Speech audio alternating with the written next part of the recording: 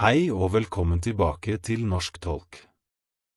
I dag skal jeg fortelle dere en utrolig inspirerende historie fra en av våre egne studenter, en som startet helt fra bunnen og lærte seg norsk på bare 6 måneder. Han brukte våre videoer på YouTube og kursene i NTN skole, og det forandret livet hans. Han sendte oss sin historie, og nå vil jeg dele den med deg, akkurat slik han fortalte den.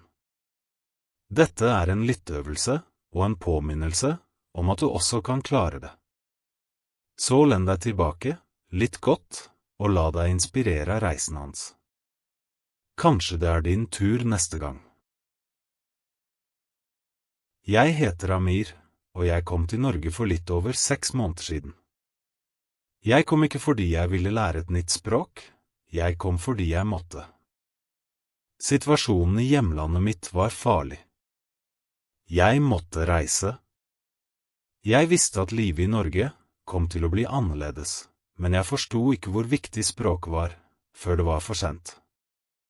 Etter noen uker i Norge søkte jeg på en jobb som renholder. Jeg fikk e-post: Hei Amir, vi inviterer deg til intervju. Jeg ble glad og tenkte, kanskje jeg får jobben. Dagen kom. Jeg tok på meg pene klær og dro til intervjuet. Jeg satte meg ned, og den første spørsmålet kom. Kan du fortelle litt om deg selv og hvorfor du søkte denne jobben? Hjertet mitt banket. Jeg visste hva jeg ville si. Jeg hadde erfaring, og jeg liker å jobbe. Men ordene kom ikke. Jeg svarte: Jeg liker jobb her. Jeg er god i jobben. Jeg så på dem. De smilte høflig, men jeg kunne se at de ikke forstod meg. Neste spørsmål kom. Har du jobbet med renhold før? Jeg forstod ikke ordet renhold.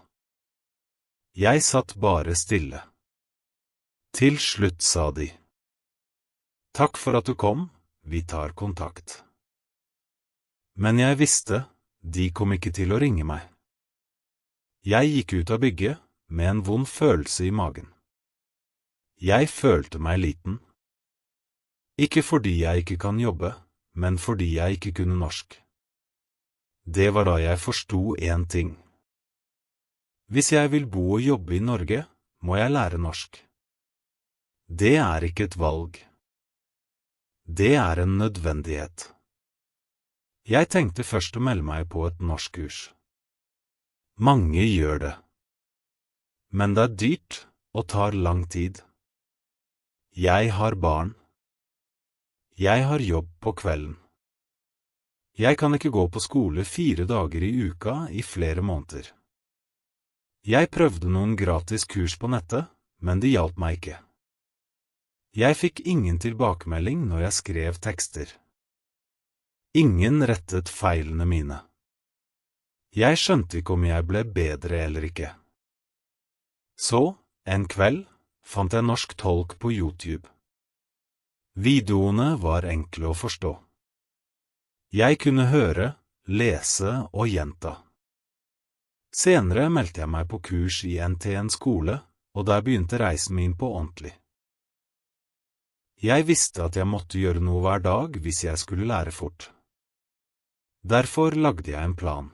Hver dag skulle jeg bruke enkle, men effektive metoder. Ikke kompliserte grammatikker og lange bøker, men ekte, praktiske øvelser som hjalp meg å snakke, forstå og skrive norsk. I neste del vil jeg fortelle deg nøyaktig hva jeg gjorde steg for steg. Jeg begynte med Norsk Tolk på YouTube. Da jeg bestemte meg for å lære norsk, begynte jeg med det jeg hadde, telefonen min. Jeg søkte på YouTube, lær norsk. Det var da jeg fant Norsk Tolk. Jeg klikket på en video med samtaler, og etter noen sekunder skjønte jeg at dette var noe annet. Stemmen var tydelig. Setningene var korte og lette å forstå. Jeg så at det fantes tekster under, så jeg kunne lese og høre samtidig. Neste dag gjorde jeg det igjen. Og dagen etter det. Hver morgen og kveld så jeg på en video. Jeg lyttet, leste teksten, og gjentok høyt det læreren sa, akkurat som en treningsøkt. Først var det rart. Munnen min klarte ikke å si lydene riktig. Men etter noen dager ble det lettere. Jeg hørte ordene tydeligere. Jeg begynte å forstå rytmen i språket, hvordan nordmenn snakker, pauser, uttale, tonefall. Etter en uke kunne jeg allerede si små setninger uten å stoppe. Jeg tenkte, hvis en video kan hjelpe meg så mye, hva skjer hvis jeg gjør dette hver dag, i flere måneder? Så jeg bestemte meg. Norsk tolk skulle være min lærer. Hver dag, uansett hva. Setningene jeg trengte i hverdagen. Etter noen uker med YouTube, begynte jeg å lære enda mer gjennom kurset i NTN skole. Det var her jeg fikk noe som virkelig hjalp meg, en liste med nyttige setninger. Det var ikke lange tekster eller vanskelige ord. Det var helt vanlige setninger, som jeg faktisk trengte hver dag. For eksempel. Hei, hvordan går det? Kan du gjenta, vær så snill? Jeg lærer norsk. Jeg forstår ikke alt, men jeg prøver. Disse setningene var enkle, men veldig viktige. Jeg skrev dem ned i en liten bok. Hver morgen, før jeg gikk ut, leste jeg alle setningene høyt. Ikke en gang, ikke 2 ganger. 10 ganger. Først var det vanskelig. Munnen min ville ikke samarbeide. Men etter noen dager begynte jeg å huske dem. Jeg kunne si dem automatisk, uten å tenke. En dag, på butikken, spurte en dame meg noe. Jeg forsto ikke, men jeg sa, beklager, jeg forstår ikke. Kan du gjenta? Hun smilte og forklarte. Og jeg tenkte, det virker. Dette var starten på noe stort. Jeg begynte å bruke setningene fra kurset, ute i verden, på butikken, i barnehagen, med naboer. Og det ga meg selvtillit. Jeg lærte å svare på spørsmål litt og litt. Etter at jeg ble tryggere på enkle setninger, begynte jeg å øve på noe som jeg visste var viktig. Å svare på spørsmål, spesielt spørsmål som kunne komme på muntlig norskprøve. I kurset hos NTN skole fikk jeg tilgang til mange typiske spørsmål fra prøven. Først virket de vanskelige. Men læreren i videoen sa, start med et kort svar. Så bygger du det ut, steg for steg. Jeg bestemte meg for å prøve. Spørsmål, hva gjør du i helgene? Første svar, jeg er hjemme. Neste forsøk, jeg er hjemme med familien. Etter noen dager, jeg er hjemme med familien. Vi lager mat sammen og går ofte en tur. Jeg øvde på slike svar hver dag. Jeg leste spørsmålene høyt, og jeg svarte høyt også. Ikke i hodet, ikke bare tenking, jeg snakket. Og jeg merket at hjernen min begynte å samarbeide. Jeg trengte ikke å oversette fra morsmålet mitt hele tiden. Setningene kom lettere. Jeg begynte å bruke de samme svarene når jeg snakker med folk i Norge. Etter bare 2 uker kunne jeg svare på mange spørsmål med rolige, tydelige og lengre setninger. Og det ga meg troen på at jeg faktisk kunne klare muntligprøven. Jeg begynte å snakke med meg selv. Noe av det mest nyttige jeg lærte, var å snakke med meg selv. Det høres kanskje rart ut, men det fungerte. Først gjentok jeg bare det læreren sa i videoene fra norsk tolk. For eksempel. Hei, jeg heter Amir. Jeg liker å lage mat. I dag det mandag. Men etter hvert begynte jeg å lage mine egne setninger uten hjelp. Jeg snakket til meg selv når jeg var alene på kjøkkenet, i dusjen, mens jeg gikk tur. Eksempler. Nå lager jeg frokost. Jeg steker egg. Jeg liker egg. Det kaldt i dag. Jeg må ta på jakke. Først var det vanskelig. Jeg brukte mye tid på å finne ordene. Men etter hvert kom ordene raskere. Jeg ble mer trygg. Jeg trente uttale med lyd- og skyggeteknikk. Etter hvert, som jeg kunne flere setninger og ord, forstod jeg én ting. Uttalen min var fortsatt svak. Folk forstod meg, men det hørtes ikke naturlig ut. Jeg ville forbedre dette. I kurset hos NTN skole fikk jeg tilgang til både videoer og lydfiler. Der sa læreren en setning, og jeg kunne høre den så mange ganger jeg ville. Jeg begynte å bruke en teknikk som kalles echo, eller shadowing. Den fungerer slik. Jeg hørte en setning. Jeg pauset. Jeg sa den akkurat slik læreren sa den. Jeg gjentok setningen 10 ganger. Eksempel. Læreren sa, jeg bor i Norge. Jeg sa, jeg bor i Norge, og prøvde å høres helt lik ut. Først var det vanskelig. Jeg følte meg rar. Men etter noen dager begynte stemmen min å forandre seg. Jeg la merke til at jeg uttalte ordene tidligere, og at jeg fikk mer flyt. Dette var kanskje den viktigste treningen for uttale og rytme. Jeg gjorde det 20 minutter hver dag, ofte når jeg var alene eller gikk tur. Etter noen uker sa en person til meg, «Norsken din blir bedre. Du snakker mer naturlig nå.» Det var en stor seier for meg. Jeg lærte mer når læreren rettet det jeg skrev. Før jeg begynte i NTN skole, hadde jeg prøvd mange gratis norskkurs på nettet. De ga meg litt hjelp med ord og grammatikk, men én ting manglet, tilbakemelding. Når jeg skrev noe, fikk jeg aldri vite om det var riktig eller feil.